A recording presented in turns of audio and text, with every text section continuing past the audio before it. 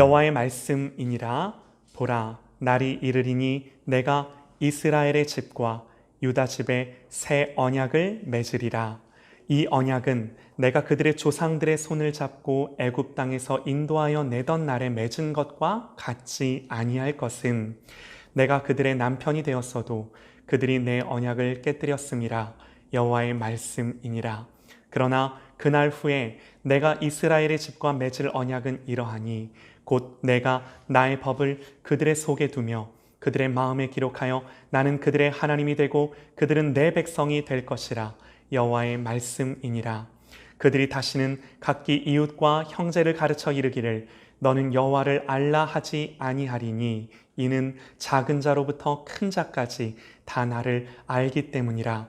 내가 그들의 악행을 사하고 다시는 그 죄를 기억하지 아니하리라. 여호와의 말씀이니라.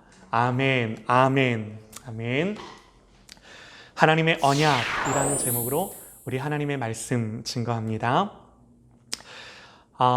여러분, 우리가요 하나님의 일하심을 다 헤아릴 수가 없습니다. 왜 그런가? 말씀에 기록하기를 이는 하늘이 땅에서 높음 같이 내 길은 너희의 길보다 높으며 내 생각은 너희의 생각보다 높음이니라. 하나님 그렇게 말씀을 하세요. 여러분, 땅이 어떻게 하늘에 닿겠습니까? 땅과 하늘의 간격을 무엇으로 메울 수가 있겠습니까? 여러분, 우리와 하나님의 차이가 하늘과 땅의 차이일 뿐이겠습니까? 그야말로 창조주와 피조물의 그 무한한 차이인 거죠. 이렇게 우리가 하나님의 생각을 다 이해할 수 없고 헤아릴 수 없지만 분명한 건요, 시편 말씀에 여호와의 계획은 영원히 서고 그의 생각은 대대에 이르리로다. 우리가 다 하나님의 생각을 알 수 없지만 분명한 건 우리가 믿는 우리의 하나님의 생각과 그분의 뜻은 반드시 이 땅 가운데 이루어지고 성취되어지는 하나님의 뜻인 거죠. 할렐루야, 아멘입니다. 여러분, 여기에 우리의 확신과 우리의 믿음과 우리의 담대함이 있는 거예요. 여러분, 우리는 이걸요 하나님의 주권이다 그럽니다. 하나님의 통치다 그럽니다. 성경이 하나님의 주권을 이야기할 때 도저히 이해되지 않는 것 중에 하나가 야곱의 이해 안 되는 게 하나둘이겠습니까? 근데 그 중에 하나가 뭐냐면 야곱의 이야기예요. 야곱.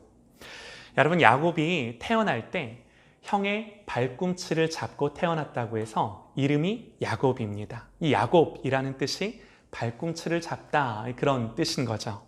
그래서 이 발꿈치를 잡는다라는 말의 의미가 뭐냐면 속이는 자예요. 속이는 자. 왜 이 발꿈치를 잡는다라는 게 속이는 자인가? 여러분, 씨름을 할 때 손으로 발꿈치를 잡아 낚아채는 거죠. 반칙을 쓰는 거예요. 그런 의미가 내포되어 있어서 발꿈치를 잡는다라는 것은 속인다라는 의미가 있는 겁니다. 여러분, 야곱이요 정말 그 이름처럼 살아요. 속이며 삽니다.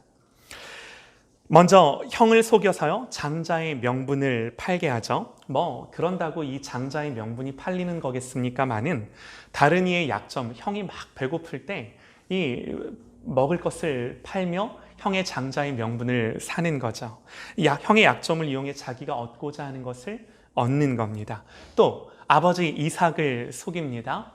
형에게 돌아갈 축복을 마치 자기가 형인 것이냐 아버지에게 찾아가 그 모든 형에게 돌아갈 유업들을 다 자기가 가로채는 거죠. 여러분, 한번 생각을 해보세요. 왜 이런 일이 일어났을까요?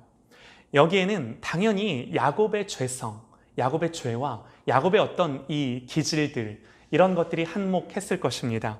그러나 성경을 우리가 자세하게 보면요, 이 성경의 행간을 통해 성경이 직접적으로 우리에게 말해주고 있지는 않지만 성경의 그 구절들을 통해 느낄 수 있고 또 알 수 있는 것들이 있는데요. 이런 거예요. 야곱이요, 형 에서에게 열등감이 있었습니다. 어떻게 그걸 알 수 있는가? 성경이 이렇게 기록을 합니다. 에서는 익숙한 사냥꾼이었으므로 들 사람이 되고 야곱은 조용한 사람이었으므로 주로 장막에 거주하더니, 그래요. 우리가 이 구절을 보면서 그렇구나 넘어갈 수도 있겠지만, 여러분 보세요. 고대 사회에서 그 당시 고대 사회에서 힘이 있고 또 사냥을 잘하고 싸움과 전쟁에 능한 자. 여러분, 이 사람이요, 더 능력 있는 사람이에요. 더 뛰어난 사람이고, 그 가정에서 이런 사람이 그 집안을 이끌어갈 사람으로 인정받았을 것은 합리적인 우리의 추론인 거죠. 여러분, 그래서요, 성경은 대놓고 아버지 이삭이, 야곱과 에서가 쌍둥이거든요. 형 동생인데 대놓고 누구를 더 사랑했을까요? 에서를 더 사랑해요. 성경을 보면 이삭은 에서가 사냥한 고기를 좋아하므로 그를 야곱보다 더 사랑했다, 그렇게 기록을 합니다.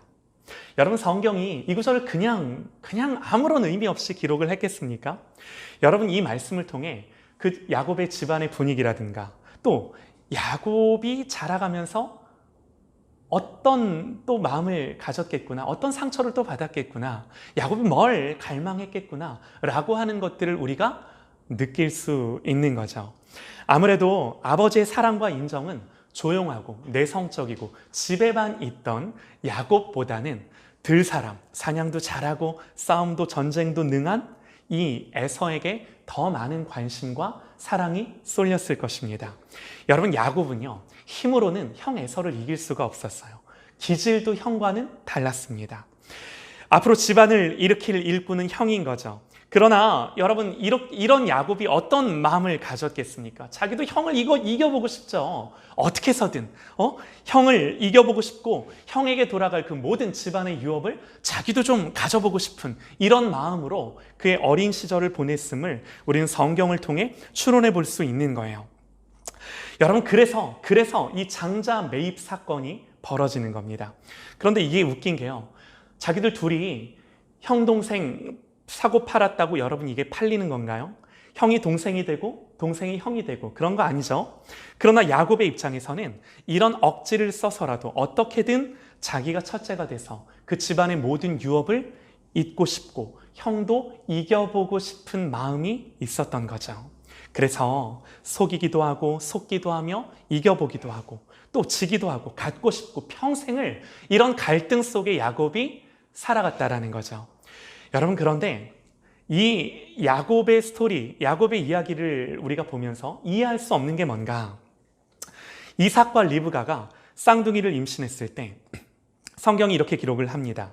그 아들들이 그의 태 속에서 서로 싸우는지라, 뱃속에서부터 싸웠던 거죠. 그가 이르되 이럴 경우에는 내가 어찌할꼬. 그 어머니 리브가가 그 뱃속에 쌍둥이를 베서 하나님께 기도를 하는데, 이럴 경우에는 내가 어찌할꼬 하고 가서 여호와께 묻자온대. 여호와께서 그에게 이르시되 두 국민이 내 태중에 있구나. 두 민족이 내 복중에서부터 나누이리라. 그러면서 하나님 하시는 말씀이, 이 족속이 저 족속보다 강하겠고 큰 자가 어린 자를 섬기리라 하셨더라. 여러분, 이게 무슨 말인가요? 야곱과 에서가 태어나기도 전에 하나님은 야곱과 에서를 구별하셔서 야곱이 에서보다 더 뛰어날 것을, 에서가 야곱을 섬길 것을 이미 뭐 하신 거예요? 예정하시고 택하시고 하나님이 말씀하셨다라는 거예요. 여러분, 어찌 보면요, 야곱은 가정도 온전하지 못하고 성품과 기질도 그렇게 좋지 못했어요. 삶도 늘 그랬습니다. 늘 갈등하면서 우리가 성경을 보면 야곱의 그 인물에 대한 성경의 내용이 참 많은데 늘 인간적인 생각이 하나님을 믿는 믿음보다 앞섰던 삶이었음을 우리가 성경을 통해 볼 수 있는 거죠. 그러나 가장 중요한 게 뭔가, 하나님은 야곱을 택하셨다라는 겁니다. 여러분, 이것은요 더 이상 해석이 안 돼요. 로마서는 이 구절을 이렇게 설명합니다. 리브가가 우리 조상 이삭 한 사람으로 말미암아 임신하였는데 그 자식들이 아직 나지도 아니하고 무슨 선이나 악을 행하지 아니한 때에 택하심을 따라 되는 하나님의 뜻이 행위로 말미암지 않고 오직 부르시는 이로 말미암아 서게 하려 하사 리브가에게 이르시되 큰 자가 어린 자를 섬기리라 하셨나니 기록된 바 내가 야곱은 사랑하고 에서는 미워하였다 하심과 같으니라. 그런즉 우리가 무슨 말을 하리요? 하나님께 불의가 있느냐? 그럴 수 없느니라. 모세에게 이르되 내가 긍휼히 여길 자를 긍휼히 여기고 불쌍히 여길 자를 불쌍히 여기리라 하셨으니 그런즉 원하는 자로 말미암음도 아니요 다른 박질하는 자로 말미암음도 아니요 오직 긍휼히 여기시는 하나님으로 말미암음이니라. 할렐루야, 아멘입니다. 여러분, 성경이 우리에게 뭘 말씀하시냐면 하나님의 주권, 하나님의 통치를 말해요. 우리가 헤아릴 수 없고 다 이해할 수 없지만 그럼에도 불구하고 성경은 선하시며 완전하신 이 하나님의 통치와 하나님의 주권을 가지고 하나님의 뜻대로 우리 모든 심령들과 영혼들과 이 모든 세상을 주관하시고 인도하신다라고 성경이 선언하는 거죠. 여러분, 바울이요, 왜 이런 이야기를 했냐면 하나님의 주권을 설명하면서 야곱과 에서의 이 비유를 예를 들어 언급을 하는 겁니다. 여러분, 이런 성경의 선포에 동의하십니까? 여러분, 이런 성경의 설명이 다 이해가 되시나요?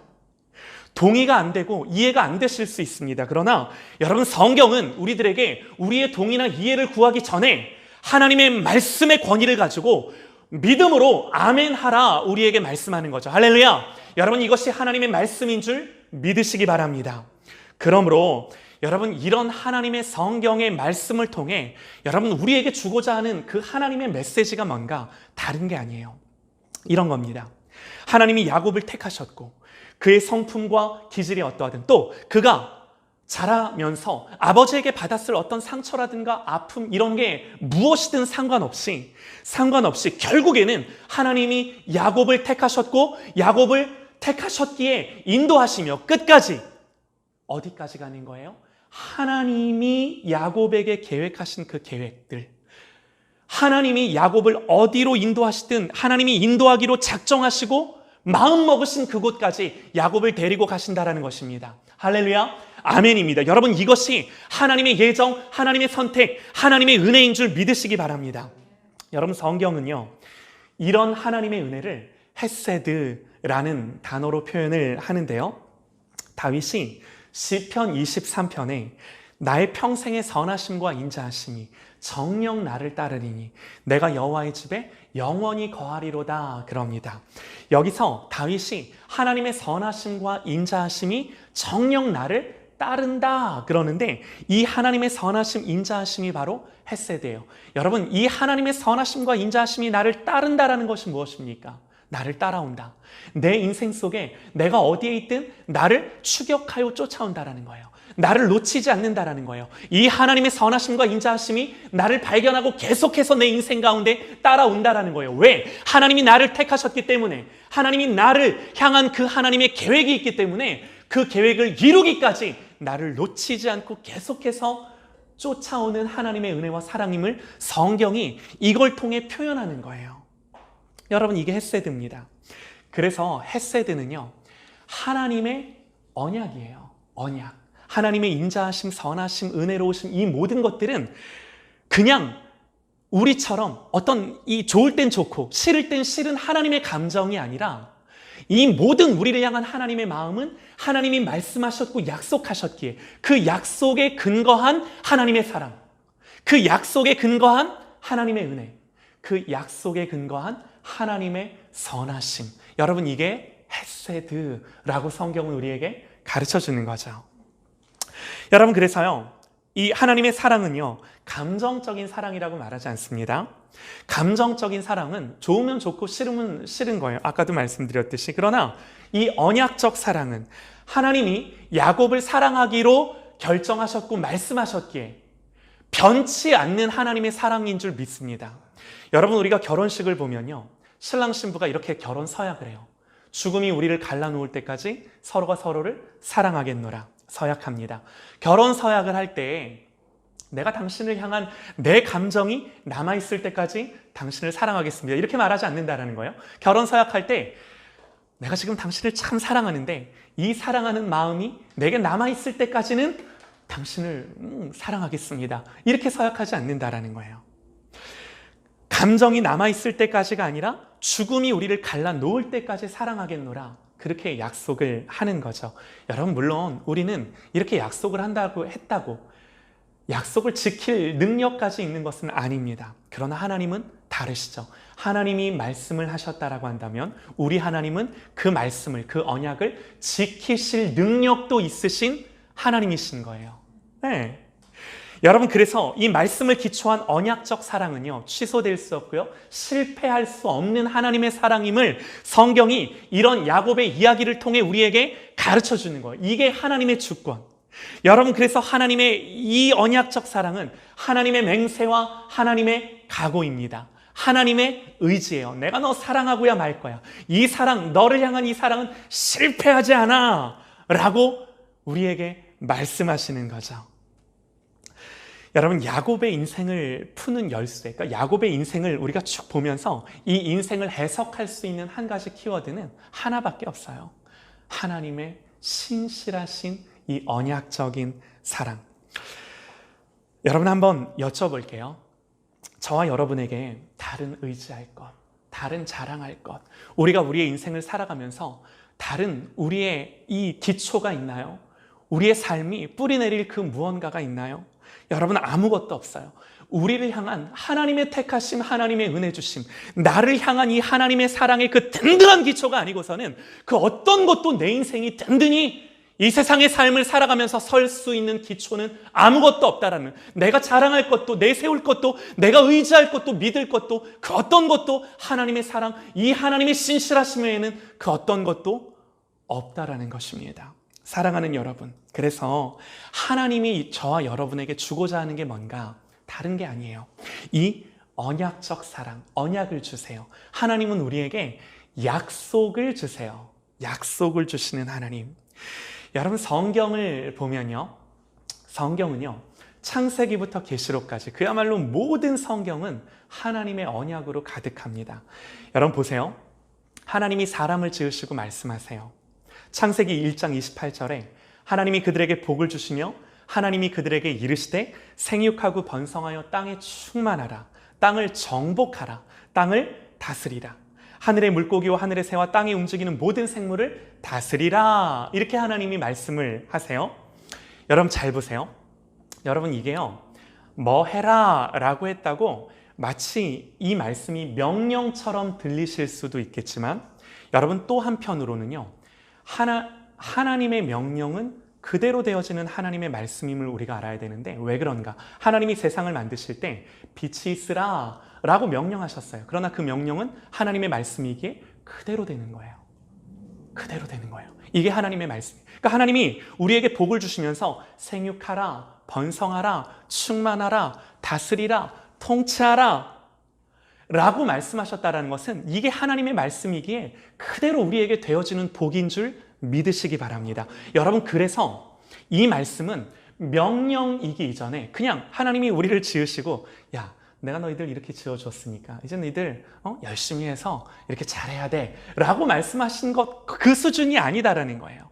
이 하나님의 말씀을 우리에게 선포하심으로 말미암아 이 하나님의 말씀이 우리의 심령과 우리의 삶 가운데 그대로 이루어지도록 우리가 이 말씀을 믿을진데, 하나님의 말씀이 그대로 우리의 삶 가운데 적용되도록 능력 있는 하나님의 말씀이다라는 거죠. 여러분, 그래서 하나님이 이렇게 복을 주신 거예요. 그렇게 되게 하신 거예요. 그런데 이 하나님의 언약, 이 하나님의 약속에는 조건이 있었습니다. 여호와 하나님이 그 사람에게 명하여 이르시되 동산 각종 나무의 열매는 내가 임의로 먹되 선악을 알게 하는 나무의 열매는 먹지 말라, 먹는 날에는 내가 반드시 죽으리라. 그러니까 하나님이 이렇게 복을 주시며 우리로 하여금 하나님을 누리며 하나님이 주신 모든 복들을 누리며 살아가도록 하나님이 우리에게 은혜를 주셨어요. 그렇게 주신 거예요. 그런데 그 하나님의 은혜 주심에는 조건이 있었다라는 거죠. 테두리가 있었다라는 거죠. 그 테두리를 벗어나면 안 되는 거예요. 그 테두리가 뭐예요? 하나님이 정하신 한 나무, 선악을 알게 하는 나무의 열매를 먹지 말아라 라고 하는 조건이 있었다라는 겁니다. 여러분, 왜 이런 하나님이 아담과 하와를 만드시고 이렇게 그들에게 말씀하시고 언약하시고 약속하시며 조건을 거시는 이 말씀들이 왜 중요할까요?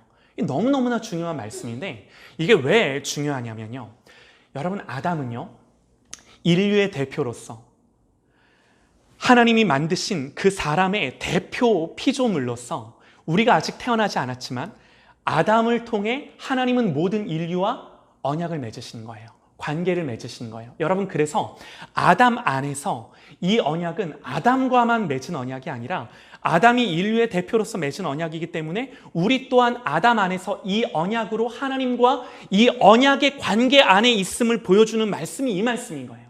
우리는 하나님과 이런 관계에 있는 거예요. 하나님이 언약하셨고 약속하셨고, 그러나 그 약속을 지키기 위해 우리 또한 어떻게 반응하고 하나님 앞에 어떻게 지켜 행해야 하는지에 대해 하나님이 말씀을 하셨다라는 거죠. 여러분, 그래서 하나님은 아담을 자유로운 의지를 가지고 하나님 앞에 책임 있게 반응하는 존재로 만들어 주신 건데, 여러분, 안타깝게도 우리가 다 알다시피 이 언약이 어떻게 돼요? 깨어집니다. 선악과를 먹음으로 생육하고 번성하고 충만하고 정복하고 땅을 다스려야 하는데, 그렇게 생육해야 하는데 임신의 고통이 커졌고, 정복해야 하고 다스려야 될 땅은 가시와 엉겅퀴를 내는 땅이 된 거죠. 그리고 어떻게 되나요? 에덴에서 쫓겨납니다. 언약이 깨진 거예요.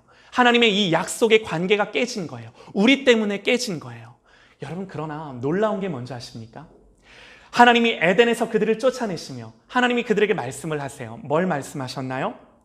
창세기 3장 15절이요.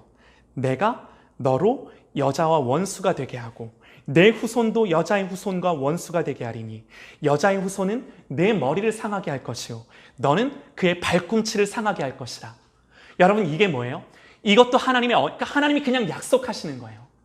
너의 후손이 뱀의 머리를 상하게 할 것이고 뱀은 너의 후손의 그 발꿈치를 상하게 할 것이다 라고 예언하시며 하나님이 약속하시며 하시는 말씀, 이게 하나님의 언약인데, 여러분, 이 두 번째 언약은 첫 번째 언약과 다릅니다. 뭐가 다를까요? 첫 번째 언약은요, 조건이 있었어요. 그런데 이 두 번째 언약은 아무런 조건이 없어요. 그냥 하나님이 내가 너에게 그렇게 할 거다라고 말씀하시는 언약인 거죠. 여러분, 그래서 창세기, 하나님이 아담에게 두 가지 형태의 언약을 하셨는데요, 굉장히 중요합니다. 첫 번째는 그들에게 복을 주시면서 조건으로 선악을 알게 하는 나무의 열매를 먹지 말아라라고 말씀하시는 이 조건이 있는 언약, 조건의 언약.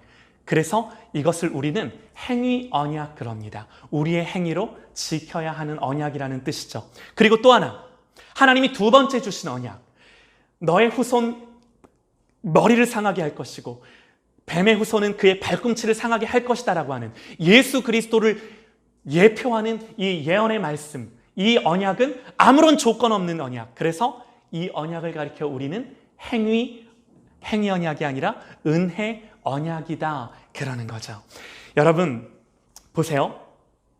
우리가 행위로는 절대로 하나님 앞에 구원받지 못하는 것은요, 이미 아담의 이 행위 언약이 깨어짐으로 말미암아 더 이상 행위로는 하나님 앞에 우리가 구원받을 만한 조건, 이미 창조 때부터 아담을 만드시고 나서부터 그 언약이 깨어진 사람으로 우리는 이 땅을 살아갈 수밖에 없는 거예요.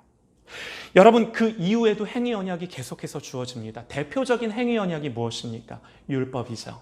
이 율법을 지키라라고 말씀을 하십니다. 그러므로 율법을 지킴으로 말미암아 너희가 내 백성이 되고 내가 너희의 하나님이 되어짐을, 그 관계가 유지되어짐을 하나님은 계속해서 이스라엘 백성들에게 말씀하세요. 그러나 여러분, 우리가 너무나도 잘 알고 있듯이 이 모든 율법의 행위 언약들이 다 깨지는 거예요.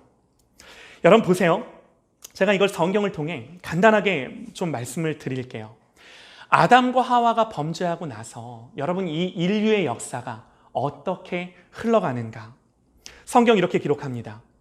여호와께서 사람의 죄악이 세상에 가득함과 그의 마음으로 생각하는 모든 계획이 항상 악할 뿐임을 보시고 땅 위에 사람 지으셨음을 한탄하사 마음에 근심하시고 이르시되 내가 창조한 사람을 지면에서 쓸어버리되 사람으로부터 가축과 기는 것과 공중의 새까지 그리하리니. 그러니까 하나님이 아담과 하와를 지으시고 그들을 에덴에서 이제 쫓아내시는데 그들이 어떻게 살아가는지에 대한 말씀이 이 말씀인 거죠. 사람의 죄가 이 세상에 가득한 것을 하나님이 보시고 홍수로 심판을 하세요. 그러나 홍수 이후에 하나님은 노아와 다시 언약을 맺으시는데 그 내용이 아담에게 하신 말씀과 동일합니다. 하나님이 노아와 그 아들들에게 복을 주시며 그들에게 이르시되 생육하고 번성하여 땅에 충만하라. 생육하고 번성하고 땅에 충만할 것을 말씀하세요. 그런데 여러분, 이 생육과 번성과 땅의 충만함이 어떤 결과로 귀결되나요? 바벨탑 사건, 바벨탑 사건. 또 말하되 자 성읍과 탑을 건설하여 탑 꼭대기를 하늘에 닿게 하여 우리의 이름을 내고. 여러분, 사람들은 생육하고 번성하고 충만하는데 여러분, 그 하나님의 복을 무엇으로 바꿔요? 자기들의 교만함과 자기들이 하나님처럼 우리의 이름을 하늘에 내자라고, 마치 아담과 하와가 선악을 알게 하는 나무의 열매를 먹으며 하나님처럼 되고자 했던 그 모든 동기와 동일한 동기로 하나님 앞에 범죄하며 하나님이 말씀하신 그 언약을 깨뜨린다라는 겁니다. 여러분, 이렇게 인류는 하나님의 언약을 또 깨뜨려요. 그러나 하나님은 그 다음에 누구를 부르시나요? 아브라함을 부르시죠. 아브라함을 부르셔서 하나님 뭐 하세요? 약속하세요. 너는 너의 본토 친척 아비의 집을 떠나라 그러면서 내가 너로 큰 민족을 이루게 하고 이 땅을 내게 주고 네가 가는 곳마다 너를 통해 많은 족속들이, 세상의 많은 사람들이 복을 얻게 할 거야 라고 그에게 그냥 약속을 하세요. 약속을 하세요. 여러분, 성경에 이 패턴들이 보이시나요? 그리고 아브라함의 후손들, 이스라엘을 나라와 민족과 백성 되게 하셔서 이제는 그들과 언약을 맺으시죠. 여러분, 이 언약이 무엇입니까? 신의 산 언약, 하나님의 율법이에요. 그런데 여러분 보세요.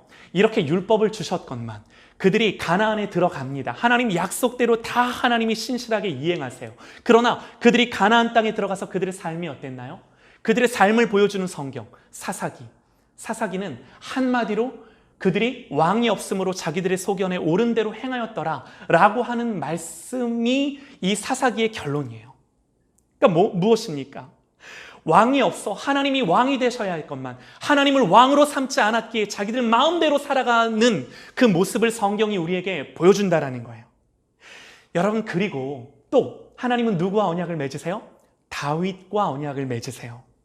이것을 다윗 언약 그러는데 지금 이 모든 언약들을 다 세세히 말씀드리지는 않을 겁니다. 그러나 중요한 건 이 창세기부터 계속해서 이어지는 이 성경의 흐름들을 통해 하나님은 언약하셨고, 또 하나 가장 중요한 것, 하나님이 말씀하셨는데 우리가 이 성경의 말씀을 통해 우리가 보게 되는 건 뭔가요? 이 언약을 받은, 이 언약을 체결한 인간의 처절한 실패의 역사들이 계속해서 성경에 반복되어 기록되어 나온다는 거예요. 여러분, 이런 성경의 흐름 속에 우리가 보게 되는 게 뭔가? 인간이 실패한다라는 거예요. 계속되는 사람의 범죄와 하나님 앞에서의 이 불신들과 패역함을 성경은 계속해서 우리에게 보여주고 있다는 거죠. 그러나 중요한 게 뭔가요? 여러분, 우리는 계속해서 그 언약을 파기하는데도 불구하고 그럼에도 하나님은 변함없는 하나님의 신실하심으로 말미암아 하나님의 입으로 내뱉으신 그 모든 하나님의 말씀들, 이게 뭐예요? 은혜의 언약들을 신실하게 하나님 이행해 나가신다라는 거죠. 여러분, 행위 언약은요 계속해서 깨집니다. 그러나 은혜 언약은 단 한 번도 깨어지지 않고 하나님이 말씀 속에서, 역사 속에서 이루신다라는 거예요. 여러분, 이게 성경이 말하는 거예요. 이게 성경이 우리에게 가르쳐 주는 거예요. 여러분, 여기에 우리의 구원이 있는 거예요. 여러분, 우리의 행위로, 우리의 그 어떤 의로 하나님께 나아갈 수 있는 것이 아니라 우리를 위해 하나님이 무슨 일을 하셨는지를 계속해서 우리가 말씀을 통해 깨달아 알므로 말미암아 하나님이 나를 이렇게 구원하셨구나, 그 하나님의 놀라운 복음이, 이 은혜가 내 마음과 내 심령에 부어짐으로 말미암아 하나님 감사합니다, 하나님 고맙습니다, 나는 아무것도 아닙니다, 그러나 하나님의 은혜가 나를 구원하셨습니다, 이 고백이 우리의 심령과 우리의 마음으로부터 나오는 거죠. 여러분, 이것이 구원받은 하나님의 자녀의 고백인 줄 믿습니다. 여러분, 우리가 이렇게 고백하며 우리가 이 땅을 살아가는 거예요. 여러분 보세요. 하나님이 어떻게 자기의 언약을 지키셨는지, 그 하나님의 열심과 하나님의 의지를 볼 수 있는 것이 오늘 말씀인데요. 제가 다시 한번 읽어드리겠습니다. 잘 한번 들어보시죠. 여호와의 말씀이니라. 보라, 날이 이르리니 내가 이스라엘의 집과 유다의 집에 새 언약을 맺으리라. 새 언약을 맺으리라. 이 언약은 내가 그들의 조상들의 손을 잡고 애굽 땅에서 인도하여 내던 날에 맺은 것과 같지 아니할 것은 내가 그들의 남편이 되었어도 그들이 내 언약을 깨뜨렸음이라. 여호와의 말씀이니라. 그러나 그 날 후에 여기서 그날이 어떤 날입니까? 예수 그리스도가 이 땅에 오셔서 모든 하나님의 언약을 성취하신 그날 후에 내가 이스라엘 집과 맺을 언약은 이러하니 곧 내가 나의 법을 그들의 속에 두며 그들의 마음에 기록하여 나는 그들의 하나님이 되고 그들은 내 백성이 될 것이라. 여호와의 말씀이니라.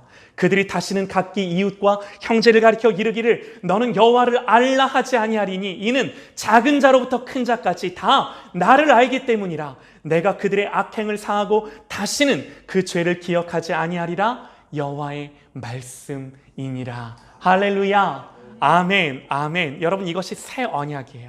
말씀 그대로입니다. 하나님이요, 이스라엘 백성들과 새 언약을 세우시겠다 그러는데 왜 새 언약인가? 여러분, 예수님이 십자가에 달려 죽기 전, 잡히시기 전 제자들과 함께 마지막 식사를 하시면서 제자들에게 말씀하시죠. 얘들아, 떡을 떼어주시며 이거 내 몸이야. 잔을 주시며 이거 내 피야. 그러면서 이 피인데 이 피가 어떤 피라고 말씀을 하십니까?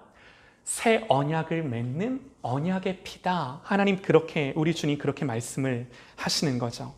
여러분, 이 당시 제자들이 이 말을 다 알아들었는지는 모르겠지만 주님이 이것은 언약의 피니, 새 언약의 피니 라고 하셨을 때 이 새 언약이라는 말은 예레미야의 말씀을 인용하신 말씀이에요. 예레미야가 하나님이 그렇게 언약을 맺을 거라고 예언했다면, 증언했다면 여러분, 예수님은요 그 예언의 말씀을 성취하시기 위해, 그 언약을 체결하시기 위해 이 땅에 오신 주체이신 거죠.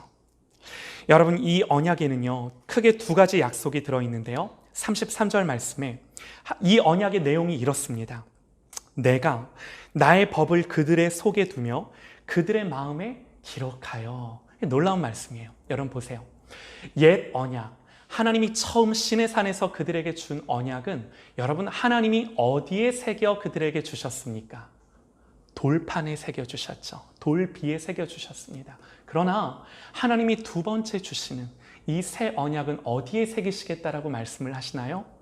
돌판에, 더 이상 돌판에 새기는 것이 아니라 우리의 마음판에, 우리의 마음의 비에 새겨주시겠다라고 하나님이 말씀을 하시는 거예요. 여러분 잘 보세요. 우리의 마음에 새겨지는 말씀. 여러분, 이 말씀이 무엇입니까? 여러분, 이 말씀이 무엇이겠습니까? 다른 게 아니에요. 여러분, 이건 우리가 할 수 없어요. 하나님의 말씀이 우리에 새겨질 수가 없어요. 죄인이 그 말씀을 온전히 붙들고 마음에 새겨 넣을 수가 없는 거예요. 여러분, 이게 무엇입니까? 성령의 역사예요. 실제적인 성령의 역사.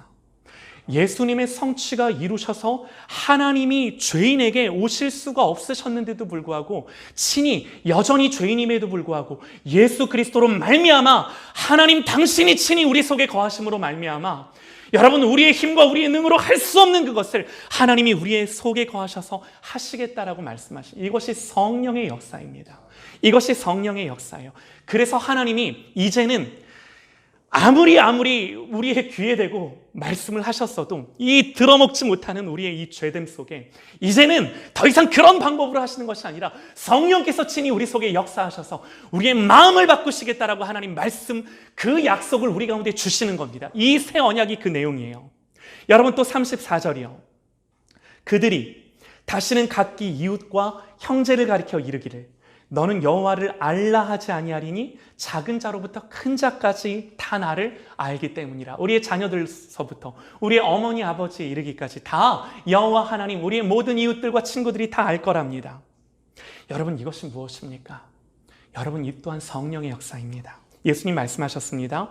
요한복음 14장 26절에 보혜사 곧 아버지께서 내 이름으로 보내실 성령, 그가 너희에게 모든 것을 가르치고 내가 너희에게 말한 모든 것을 생각나게 하시리라. 사랑하는 여러분, 성령께서 우리에게 오셔서 그 하나님의 모든 말씀을 우리에게 다시금 생각나고 깨닫게 하고 우리의 마음판에 새겨 지워지지 아니하는 그 하나님의 말씀으로 만들 거야 라고 하나님의 의지, 하나님의 맹세, 이 하나님의 열심, 이것이 새 언약의 내용이라고 오늘 하나님의 말씀이 우리에게 기록하여 보여주는 거예요. 사랑하는 여러분, 너무나 중요한 것. 그러면 이 새 언약이 우리에게 적용되고 체결되는 근거가 무엇인가요? 오늘 말씀을 보면 내가 그들의 악행을 사하고 다시는 그 죄를 기억하지 아니하리라 여호와의 말씀이니라 그럽니다. 무슨 말인가요? 속죄가 이루어진 거죠. 속죄가 이루어진 거죠. 예수님의 십자가로 심판이 행해졌기에 이제는 그 모든 하나님의 의로운 심판과 정죄로부터 우리는 상관이 없는 거예요. 할렐루야! 이게 너무나 놀라운 거예요. 너무나 놀라운 거예요. 나는 여전히 죄인임에도 불구하고 내 밖에서 이루신 예수님의 그 놀라운 십자가의 사역으로 말미암아 하나님 앞에서 의롭다 칭함을 받음으로 말미암아 이제는 의롭다 칭함을 받는 거기서 멈추는 것이 아니라 의로운 하나님의 백성에게 하나님이 친히 오셔서 역사하시고 바꾸시고 그 마음을 새롭게 하시겠다라고 하나님이 말씀하시는 것입니다. 여러분 보세요. 이 하나님의 언약, 이 하나님의 새 언약을 신약 성경에서는 뭐라고 그럴까요? 이것을 세 글자로 정확하게 이렇게 표현합니다. 거듭남. 거듭남. 이것을 거듭남이라고 그래요. 여러분 히브리서 7장 22절에요. 이와 같이 예수는 더 좋은 언약의 보증이 되셨느니라 그럽니다. 이게 무슨 말인가? 여러분 신의 산 언약이 체결됐을 때는요. 그 언약의 말씀을 따라 죄를 지을 때마다 매번 짐승을 데리고 가서 자기의 죄를 전가하고 그 짐승을 잡아 죽여 피를 흘려야만 했습니다. 그런데 이제는 우리에게는 그 짐승의 피와는 비할 수 없는 하나님이 보혈을 흘려주심으로 말미암아 단번의 속죄, 영원한 속죄를 이루어 주셔서 이제는 그 하나님께 언제든 나아가 그 죄가 영원히 사하여져서 하나님을 배울 수 있는 우리와 하나님과의 관계가 되었음을, 이게 예수님이 더 좋은 언약의 보증, 그 약속을 보증하는 증거가 되었다라고 성경이 선언하는 말씀인 것입니다. 사랑하는 여러분, 우리가 신앙생활을 한다는 것은요, 이걸 믿는 거예요. 아, 예수가 나를 위해 죽었구나. 그러므로 그리스도 예수 안에 있는 자에게는 정죄함이 없구나. 이 의로움을 가지고 그러면 내가 어떻게 살아야 하나? 나를 위해 십자가에 달려 죽으신 예수를 위해 그 하나님의 백성으로 살아가는 거구나. 이게 내가 사는 거구나. 라는 것들을 기쁨으로, 즐거움으로 깨닫는 것. 여러분, 이게 뭐라고요? 새 언약이 우리의 마음에 새겨진 것. 이게 뭐라고요? 거듭남이라고요. 거듭남이라고요. 사랑하는 여러분, 여쭤볼게요. 거듭나셨나요? 거듭나셨나요? 거듭남의 증거가 무엇입니까? 여러분, 거듭남은요, 이 새 언약이 우리의 마음 안에 있는 거예요. 그래서 하나님을 신뢰하고 하나님께 사랑하고 순종하고 싶은 마음들이 일어나고, 하나님을 예배하고 싶어하고 하나님 앞에 순종하고 싶어하는 마음들, 하나님의 말씀을 가까이 하고 싶어하고 그 하나님께 나아가 기도하고 싶어하고, 이 마음들이 우리의 심령과 마음 안에 일어나는 것입니다. 여러분, 이게 뭐예요? 이게 거듭남이에요. 그러면 궁금합니다. 나는 그렇게 살지 못하는데 나는 거듭나지 못했나? 이렇게 생각을 하실 수 있을지 모르겠으나, 여러분, 이 땅을 살아가다 보면요, 우리가 거듭났음에도 불구하고, 그런 하나님의 첫사랑과 은혜를 경험했음에도 불구하고 살아가다 보면 하나님의 은혜가 계속해서 내 마음과 심령에 부어져야 함에도 불구하고 우리가 그것들을 망각하고 잊은 채 거듭난 하나님의 백성으로 살지 못할 때가 많은 거죠. 여러분 보세요. 거듭남은요, 예수님의 죽으심을 통해 하나님이 우리에게 단번에 주시는 은혜입니다. 여러분, 그러므로 만약에 우리가요, 그 은혜를 알지 못한다면 교회에 출석한다는 것이 여러분 우리가 예수님을 믿고 있다라는 증거가 아니라 내 안에 정말 예수 믿는 이 기쁨과 하나님을 향한 내 삶의 방향과 정말 하나님을 갈망하며 주님을 사랑하는, 가까이 하는 그 삶의 지향성들이 있는가? 여러분, 이것이 거듭남의 지표예요. 이것이 없다라고 한다면 다시금 여러분 하나님 앞에 우리가 엎드려서 회개하고 돌이키고, 하나님 다시금 나에게 이 은혜를 부릴 듯 일어나게 하시고, 하나님 내 마음판에 흐려진 이 마음의 비에 새겨진 그 하나님의 새 언약들 다시금 부릴 듯 명확하게 하나님 내 심령 가운데 새겨주심으로 말미암아 하나님을 사랑하며 주님을 바라보는 이 나의 삶의 방향이 되게 하여 주옵소서. 여러분, 우리가 그 은혜를 구해야 되는 거예요. 아무런 반응 없는 삶을 살아가서는 여러분 그것이 어떻게 거듭난 자의 삶이라고 우리가 그렇게 고백할 수가 있습니까? 우리가 그렇게 살아서는 안 된다라는 거죠. 여러분 내가 거듭났지만 지금 이 순간 은혜가 메말랐다라고 한다면 다시금 엎드리며 그 은혜를 반드시 하나님 앞에 목마름으로 구하는 사람, 여러분 그 사람이 하나님 백성인 거예요. 사랑하는 여러분, 저와 여러분이요, 이 은혜 언약 밖에 있는 것이 아니라 보세요. 아까 제가 간단하게 말씀을 드렸지만 하나님이 하나님의 말씀을 통해 창세기부터 계시록까지 쭉 펼쳐져가는 이 하나님의 언약들, 그러나 인간이 계속해서 실패했지만 하나님은 그 은혜의 언약을 단 한 번도 실패함 없이 예수 그리스도로 말미암아 이루신 그 모든 하나님의 구원을 목도하며 내가 이 구원에 참여하는 자가 되어야 되는데, 내가 더 깊이 알아가는 자가 되어야 하는데, 여러분 이 갈망과 열망이 불일 듯 일어날진데 여러분 그 사람 거듭난 하나님의 자녀인 줄 믿습니다.